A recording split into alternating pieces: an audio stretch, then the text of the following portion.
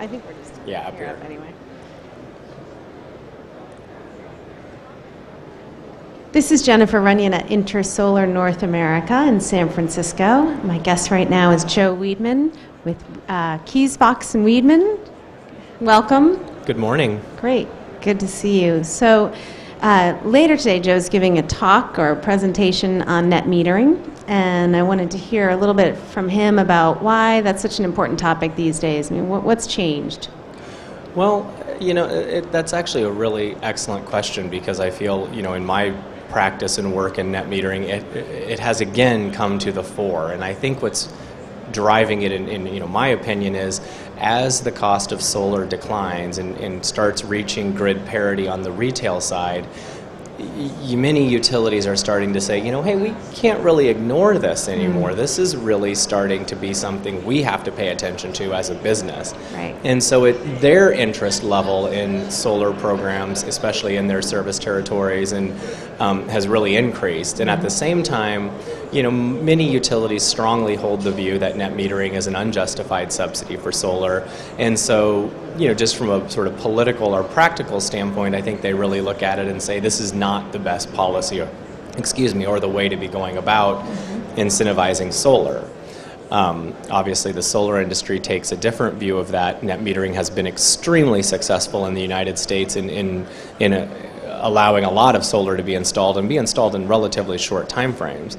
I'm sure you're aware of the PUC, our California Public Utilities Commission, just released a report showing that in California alone there are now 122,000 net metered systems on people's roofs these days. So it's an enormous increase, right. And I think that's really getting a lot of people's attention. Yeah, absolutely. So utilities are now a little threatened by solar, a little worried about their business models. What do you think is the solution for them?